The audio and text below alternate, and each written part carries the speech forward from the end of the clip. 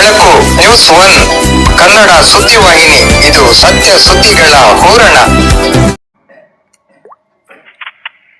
ಗಿಡ ಮರಗಳನ್ನು ಮಕ್ಕಳಂತೆ ಪೋಷಿಸುತ್ತಿರುವ ಪರಿಸರ ಪ್ರೇಮಿ ಮುರುಗಮಲ್ಲ ತಿಮ್ಮಯ್ಯ. ಚಿಂತಾಮಣಿ ತಾಲೂಕಿನ ಮುರುಗಮಲ್ಲ ಗ್ರಾಮವು ಹಿಂದೂ ಮುಸ್ಲಿಮರ ಭಾವೈಕ್ಯತೆಯ ಪುಣ್ಯ ಕ್ಷೇತ್ರವಾಗಿದೆ.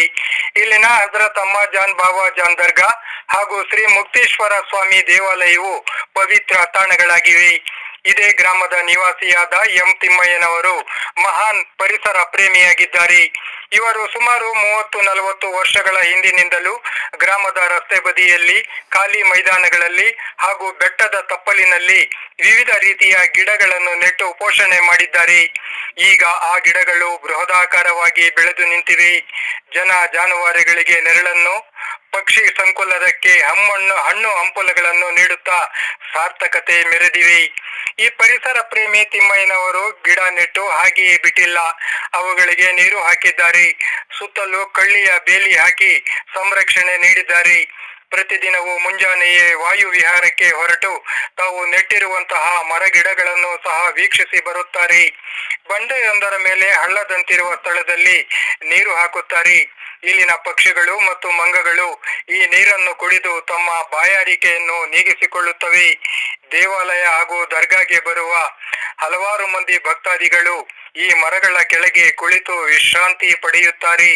ಪ್ರೌಢಶಾಲೆಯ ನಿವೃತ್ತ ಶಿಕ್ಷಕರಾಗಿರುವ ಈ ಪರಿಸರ ಪ್ರೇಮಿ ತಿಮ್ಮಯ್ಯನವರು ಯಾವುದೇ ಅಬ್ಬರ ಆಡಂಬರ ಪ್ರಚಾರವಿಲ್ಲದೆ ತನ್ನ ಪಾಡಿಗೆ ತಾನು ಮರಗಿಡಗಳನ್ನು ಬೆಳೆಸಿ ಸಂರಕ್ಷಿಸುವ ಮೂಲಕ ಪ್ರಕೃತಿ ಮಾತೆಯ ಋಣವನ್ನು ತೀರಿಸುತ್ತಿದ್ದಾರೆ.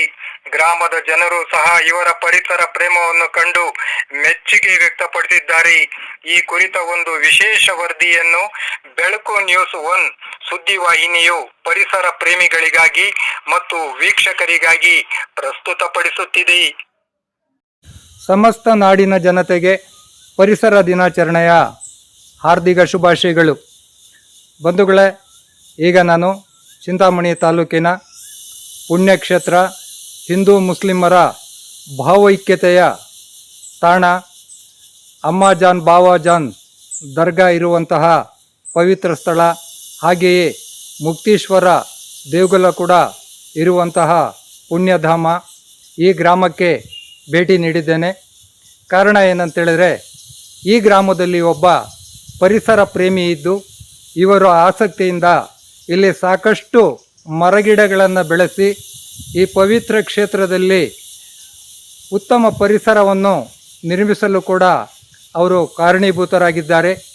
ಸುಮಾರು 30 ವರ್ಷಗಳಿಂದ ಅವರು ಸರ್ಕಾರಿ ಜಾಗದಲ್ಲಿ, ರಸ್ತೆ ಬದಿಗಳಲ್ಲಿ, ದೇಗುಲಗಳ ಸಮೀಪ ಸ್ವಪ್ರೇರಣೆಯಿಂದಾಗಿ ಮರಗಿಡಗಳನ್ನು ಬೆಳೆಸಿ ಅವುಗಳನ್ನು ಸಂರಕ್ಷಣೆ ಮಾಡುತ್ತಿದ್ದಾರೆ.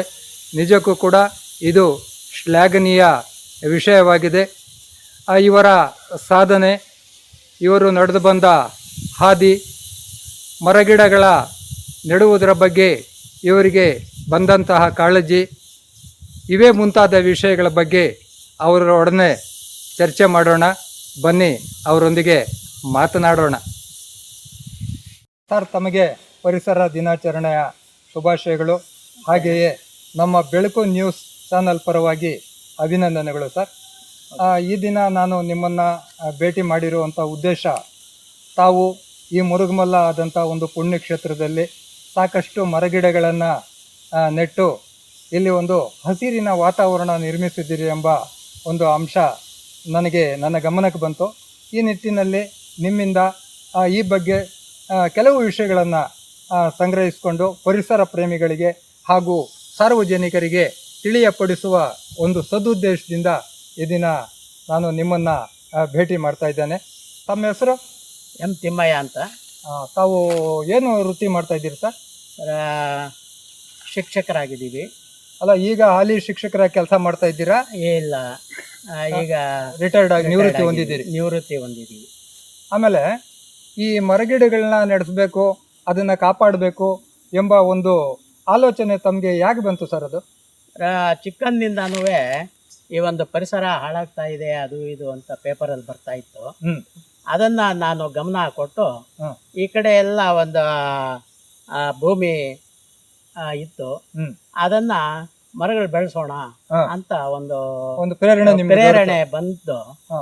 ಈ ಈ ಈಗ ದೇವಸ್ಥಾನದ ಹತ್ರ ಹ್ಮ್. ಯಾವ್ದಾದ್ರು ಫಂಕ್ಷನ್ ಆದ್ರೆ ಹ್ಮ್. ಅಲ್ಲಿ ಬಿಸಿಲಿಗೆ ಕೂತ್ಕೋತಾ ಇದ್ರು ಜನಗಳು. ಹ್ಮ್. ಅದಕ್ಕೆ ಅಂತ ಒಂದು ಛತ್ರಿ ಮರ ಹ್ಮ್. ಈ ತರಹೇ ಮರಗಳೆಲ್ಲ ಹ್ಮ್. ಒಂದೊಂದೇ ಹಾಕ್ತಾ ಬಂದೆ. ಈ ಹಾಕ್ತಾ ಬಂದ್ರೆ ಇನ್ನೂ ಒಂದು ಹಾಕೋಣ, ಇನ್ನೂ ಒಂದು ಹಾಕೋಣ, ಇನ್ನೂ ಆ ರೀತಿ ಮತ್ತಷ್ಟು ಪ್ರೇರಣೆ ಬಂತು. ಮತ್ತೆ ಸರ್, ನಿಮಗೆ ಈ ಮರಗಿಡಗಳು ಯಾಕೆ ನೆಡಬೇಕು ಎಂಬ ಒಂದು ಆಲೋಚನೆ ಹೇಗೆ ಬಂತು ಅನ್ನೋದನ್ನ ತಾವು ತಿಳಿಸಿದ್ದೀರಿ. ಇದು ಎಷ್ಟು ವರ್ಷಗಳಿಂದ ಈ ಒಂದು ಮರಗಿಡಗಳನ್ನ ನೆಡುವಂತ ಒಂದು ಕೆಲಸದಲ್ಲಿ ತಾವು ತೊಡ್ಕೊಂಡಿದ್ದೀರಿ ಸರ್? ಅದೇ ಸರ್, 40 ವರ್ಷಗಳಿಂದ. 40 ವರ್ಷಗಳಿಂದ. 40 ವರ್ಷಗಳಿಂದ ಇದುವರೆಗೂ ಎಷ್ಟು ಮರಗಳನ್ನ ನೀವು ನಿಮ್ಮ ಗ್ರಾಮದ ಸುತ್ತಮುತ್ತಲು ಹಾಗೂ ಬೇರೆ ಪ್ರದೇಶಗಳಲ್ಲಿ ನೆಟ್ಟಿರ್ಬೋದು ಸರ್ ನೀವು? ಸರಿ ಸುಮಾರು ಒಂದು 200 ಮರಗಳ ನೆಟ್ಟಿದ್ದೀವಿ. 200 ಮರಗಳನ್ನ 200 ಮರಗಳನ್ನ ನಾನು ನೆಟ್ಟಿದ್ದೀರಿ. ಈಗ ನೀವು ನೆಟ್ಟಿರುವಂತ 200 ಮರಗಳಲ್ಲೂ ಕೂಡ ಇವತ್ತು ಕೂಡ ಅವು ಸಮೃದ್ಧಿಯಾಗಿ ಚೆನ್ನಾಗಿ ಚೆನ್ನಾಗಿ ಬೆಳೆದಿದೆ. ಬೆಳೆದಿದೆ. ಆಮೇಲೆ ಮರಗಿಡಗಳನ್ನ ನೆಡೋದು ಸುಲಭ, ಅದನ್ನ ಕಾಪಾಡೋದು ಕಷ್ಟ ಅಲ್ಲ ಸರ್? ಹೌದು. ಈ ಬಗ್ಗೆ ತಾವು ಯಾವ ರೀತಿ ಕ್ರಮ ವಹಿಸಿದ್ರಿ? ಏನು ಇಲ್ಲ ಸರ್, ಯಾವ್ದೋ ಒಂದು ಬಾವಿ ಇತ್ತು, ನೀರಿನ ಬಾವಿ. ಅಲ್ಲಿಂದ ಹೊತ್ಕೊಂಡ್ ಬಂದು ಈ ಗಿಡಗಳಿಗೆ ಹೆಗಲ ಮೇಲೆ ಹೊತ್ಕೊಂಡ್ ಬಂದು ಹೆಗಲ ಮೇಲೆ ಹೊತ್ಕೊಂಡ್ ಬಂದು ಆ ಗಿಡಗಳಿಗೆ ಹಾಕಿ ಬೆಳೆಸಿದೆ. ಆಮೇಲೆ ನೀರು ನೀವು ಬಾವಿಯಿಂದ ಕುಂಟೆಯಿಂದ ತಂದಿದ್ರಿ. ಹೌದು. ಅದು ಈ ದನಕರುಗಳು ಏನೋ ತಿನ್ನದೇ ಇರೋ ರೀತಿಯಲ್ಲಿ ಯಾವ ಕ್ರಮ ತಗೊಂಡ್ರಿ ನೀವು? ಬೇಲಿ ಕಟ್ಬಿಟ್ಟು ರಕ್ಷಣೆ ಕೊಟ್ರಿ. ಈಗ ನೀವು ಸಾಕಷ್ಟು ಗಿಡ ಮರಗಳನ್ನ ಬೆಳೆಸಿದ್ದೀರಿ. ಆ ಗಿಡ ಮರಗಳನ್ನ ಬೆಳೆಸಿರೋ ಜಾಗ ಅದು ಯಾರ್ದಿತ್ತು ಸರ್? ಅದು ಸರ್ಕಾರದ ಜಾಗದಲ್ಲಿ ಇದು ಮಾಡಿದ್ರಿ. ಅದರಿಂದ ಅವಾಗ ಸರ್ಕಾರದ ಕಡೆಯಿಂದ ನಿಮ್ಗೇನು ಸಹಕಾರನೂ ಏನೋ ದೊರೆಯಿತಾ? ಸಹಕಾರ ಏನು ಇಲ್ಲ, ಮತ್ತೆ ಏನು ಅಭ್ಯಂತರ ಏನೋ ಆಗಿಲ್ಲ? ಸಹಕಾರ ಅದು ಒಂದು ರೀತಿಯಲ್ಲಿ ಅಭ್ಯಂತರ ನಾನು ರೋಡ್ಗಳ ಒಂದು ಸೈಡ್ ಅಲ್ಲಿ ರಸ್ತೆ ಬದಿಗಳಲ್ಲಿ ಹಾಕಿದ್ದೀನಿ. ಆಮೇಲೆ ಕೆಲವರು ದೇವಸ್ಥಾನಗಳ ಹತ್ರ ಹಾಕಿದ್ದೀನಿ. ಕೂತ್ಕೊಂಡು ಎದ್ದೇಳ್ತಕ್ಕಂತ ಒಂದು ಪರಿಸರದಲ್ಲಿ ನಾನು ಬೆಳೆಸಿದ್ದೀನಿ. ಈಗ ನೀವು ಸಾಕಷ್ಟು ಗಿಡಗಳನ್ನ ಬೆಳೆಸಿದ್ದೀರಿ. ಅದರಲ್ಲಿ ಯಾವ್ಯಾವ ರೀತಿಯ ಗಿಡಗಳನ್ನ ನೀವು ನೆಟ್ಟಿದ್ದೀರಿ ಅಂತ? ಅರಳಿ ಮರ, ಆಲದ ಮರ, ಹುಣಸೆ ಮರ, ನೇರಳೆ ಮರ, ಹೊಂಗೆ ಮರ, ಇದನ್ನೇನೋ ಅಂತಾರೆ ಈ ಮರಗಳನ್ನ. ಇರ್ಲಿ. ಆಮೇಲೆ ಈ ಮರ ಬೆಳೆಸಿದಿರಲ್ಲ, ಇದರಲ್ಲಿ ನೆರಳು ನೀಡುವಂತಹ ಹಾಗೂ ಹಣ್ಣು ಹಂಪಲ ನೀಡುವಂತ ಗಿಡಗಳು ಕೂಡ? ಹೌದು ಹೌದು. ಮಾವಿನ ಮರ, ನೇರಳೆ ಮರ, ಆಲದ ಮರ, ಇದು ಕೋತಿಗಳು ಇವೆಲ್ಲ ತಿನ್ಲಿಕ್ಕೆ. ಅಲ್ಲಿ ಪ್ರಾಣಿ ಪಕ್ಷಿಗಳು ಕೂಡ ಇಲ್ಲಿ ಬೆಳೆಯುವಂತಹ ಹಣ್ಣು ಹಂಪಲುಗಳನ್ನ ತಿನ್ಬೋದು ಅಂತ ಹೇಳ್ಬಿಟ್ಟು ಸರಿ. ನೀವು ನೆಟ್ಟಿರುವಂತ ಮರಗಿಡಗಳು ಯಾವ ಪ್ರದೇಶದಲ್ಲಿ ಹೆಚ್ಚಾಗಿ ನೀವು ಇದು ಮರಗಿಡಗಳನ್ನ ನೆಟ್ಟಿದ್ದೀರಿ ಸರ್? ಇದು ಯಾವ ಪ್ರದೇಶದಲ್ಲಿ ಅಂತ ಹೇಳಿದ್ರೆ ಅದೇ ಇದು ಬೆಟ್ಟಕ್ಕೆ ಬೆಟ್ಟದ ತಪ್ಪಲಲ್ಲಿ, ಆಮೇಲೆ ರೋಡಿನ ಹಂಚಿನಲ್ಲಿ, ರಸ್ತೆ ಬದಿಯಲ್ಲಿ, ಮತ್ತೆ ಜನ ಕೂತ್ಕೊಂಡು ಹೇಳುವಂತಹ ಒಂದು ಪರಿಸರದಲ್ಲಿ, ಆಮೇಲೆ ಪಕ್ಷಿಗಳು ವಾಸ ಮಾಡತಕ್ಕಂತ ಪರಿಸರದಲ್ಲಿ ಎಲ್ಲಿ ಅಗತ್ಯತೆ ಇತ್ತು ಅಂತ ಕಡೆ ನೀವು ಗುರುತಿಸಿ ಗಿಡಗಳನ್ನ ನೆಟ್ಟಿದ್ದೀರಿ. ಸರ್, ಈ ಮುರುಗಮಲ್ಲನ ದಕ್ಷಿಣ ಭಾರತದ ಅಜ್ಮೀರ್ ಅಂತೇಳಿ ಕರೀತಾರೆ. ವಿಶ್ವದ ಬೇರೆ ಬೇರೆ ಕಡೆಗಳಿಂದ ಕೂಡ ಭಕ್ತಾದಿಗಳು ಇಲ್ಲಿಗೆ ಬರ್ತಾರೆ. ಬಂದಂತ ಭಕ್ತಾದಿಗಳು ಈ ಮರಗಳ ಕೆಳಗಡೆ ಕುಂತು ಆಶ್ರಯ ಪಡೆಯುವಂತ ಸನ್ನಿವೇಶ ಕಂಡಿದ್ದೀರಾ ಸರ್? ಉರುಸ್ ಅಂತ ನಡೀತದೆ.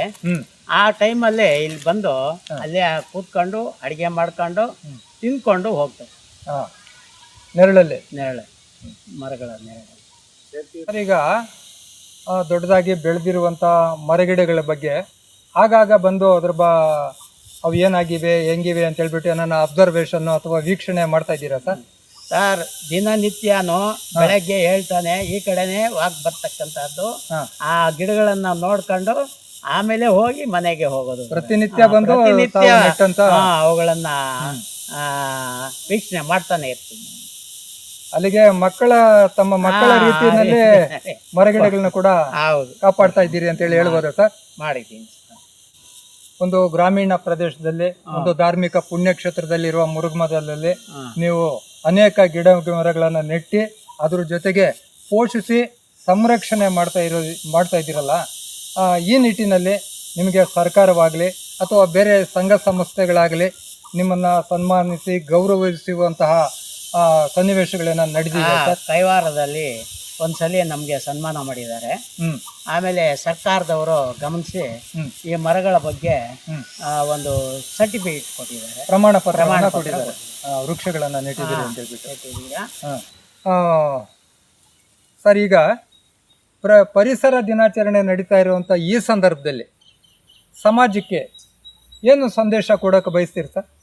ಸರ್ಕಾರದಲ್ಲಿ ಒಂದು ನಾಣ್ಣುಡಿ ಇದೆ ಸರ್, ಮನೆಗೊಂದು ಮರ ಅಂತ, ಊರಿಗೊಂದು ವನ ಅಂತಿದೆ.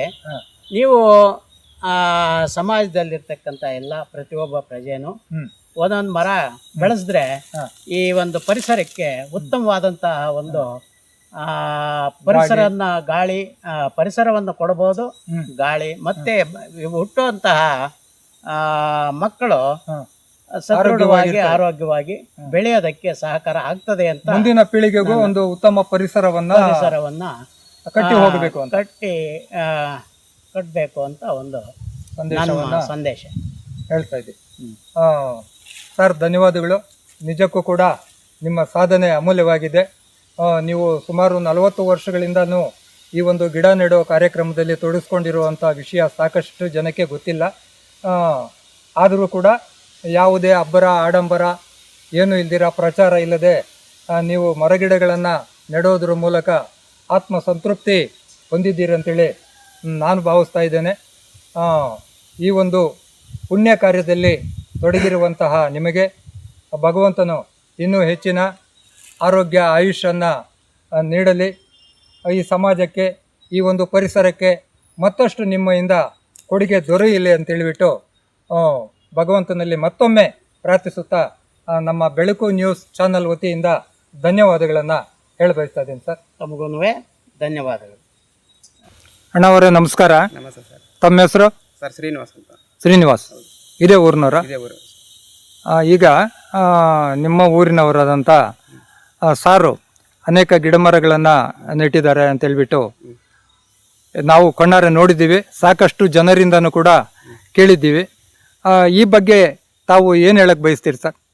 ಸರ್, ನಿಜವಾಗ್ಲೂ ಅವರು ಹೇಳ್ಬೇಕಂತ ಹೇಳಿದ್ರೆ, ಸಾರ್ ಅವರು ತಿಮ್ಮಯ್ಯ ಸಾರು ಸುಮಾರು ಅಂತ ಹೇಳಿದ್ರೆ 40 ವರ್ಷದಿಂದ ಈ ಕಡೆ ಅವ್ರ ಮಕ್ಕಳು ಬೆಳೆಸಿದಂಗೆ ಈ ಮರಗಿಡಗಳನ್ನು ಬೆಳೆಸಿ ಈ ಕಡೆ ಪರಿಸರವನ್ನು ಪ್ರಕೃತಿಯನ್ನು ಮಾಡಿ ಪ್ರತಿಯೊಬ್ಬರಿಗೂ ನೆರಳಾಗಿ ಅವರು ನಿಂತವರು ಸರ್ ನಮ್ಮ ಸಾರ್ ಅವರು. ಹಂಗಾಗಿ ಅವ್ರಿಗೆ ತುಂಬ ಧನ್ಯವಾದಗಳನ್ನು ಈ ಪಂಚಾಯತಿಯಲ್ಲಿ ತುಂಬ ನಮ್ಮ ಡಿಸ್ಟ್ರಿಕ್ಟಲ್ಲೇ ಅವ್ರಿಗೆ ಧನ್ಯವಾದಗಳನ್ನು ತಿಳಿಸ್ಬೇಕಂತ ಬಯಸ್ತೀನಿ ಸರ್. ನಮಸ್ಕಾರ ಮನ. ನಮಸ್ಕಾರ ಸರ್. మీ పేరు? ಸರ್. ಯಾವ ಊರು? ಇದೇ ಊರಾ? ಮುರುಗಮಲ ಊರು.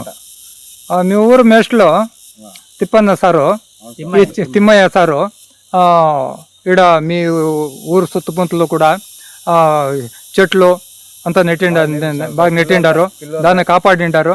దీని గురించి మీరు ఏం చెప్పేకి ఇష్టపడతారు సార్? పిల్లలంతా ఎట్లా సాకినాడో, పిల్లలతో బాగా పెద్ద ఎట్లా చేసినాడో అట్లా పిల్లలతో కూడా చేసి బిడ్డలతో సాకినాడు సార్. సైట్లో ఆడ ఒకటి ఇది ఉంది, ఒకరి తీత ఒకరని, ఆ ఒక్కరిని ఇంకా నీళ్లు మోసి భుజం మీద ఎత్తుకొచ్చి ఈడ సాకి పెద్దగా చేశాడు సార్. ఆయనే సొంతము నీళ్లు తీసుకొని వచ్చి భుజం మీద పెట్టుకొని వచ్చి చెట్లకి వేస్తా ఉండే. అవును సార్. ఈడ మటుకు భలే సౌకర్యం చేసి వచ్చిన వాళ్ళంతా, దేశానికి వచ్చిన వాళ్ళంతా బాగా కూర్చొని హ్యాపీగా ఉంటారు, బాగా ఖుషిగా ఉండి నక్కుని నిలుచుకొని బాగా ప్రశాంతంగా ఉంది అని చెప్పుకొని పోతారు సార్. అట్లయితే మేస్టర్లు చేసిండే పని మీకంతా సంతోషమైంది. వాళ్ళు చేసినట్ల మీరు ఇట్లా చెట్లు పూడల్లా కాపాడాలా అనే ఒక మనసు మీకు ఉందా? అవును సార్. మేస్టర్లు ముందర ఇప్పుడు వాళ్ళ సహకారం తీసుకొని మీరు కూడా చెట్లు నాటల్లా. జొతానికి ఉండే చెట్లను కూడా కాపాడేదానికి మీరు ఏమైనా సహకారం చేస్తారా? అవును సార్, చేయాలి సార్. లేకపోతే సపోర్ట్ చేయాలి సార్. సార్కి సపోర్ట్ చేయాలా, ఆ చెట్లకి మనము సపోర్ట్ చేయాలి సార్. ఎవరైనా కొట్టకు వచ్చినా కూడా కొట్టినకూడదు, దానికి ఇంకా సొలస్ చేయాలా, నీళ్లు వేయాలా. అవును సార్. చెట్లని కాపాడుకోవాలా, పరిసరం కాపాడాలి. ఒక మాట, పరిసరం కాపాడాలి సార్. ಧನ್ಯವಾದಲ್ಲ. ಧನ್ಯವಾದ ಸರ್. ಕನ್ನಡ ನಾಡಿನ ರನ್ನದರತು ನಾ ಕೇಳೋ ಕಥೆಯನ್ನ, ನಾ ಹೇಳೋ ಕಥೆಯನ್ನ, ಹೆಮ್ಮೆಯ ಪಡೆದ ಹೊಯ್ಸಳ ವಂಶ ಹುಟ್ಟಿದ ಕಥೆಯನ್ನ, ನಾಡನು ಕಟ್ಟಿದ ಕಥೆಯನ್ನ.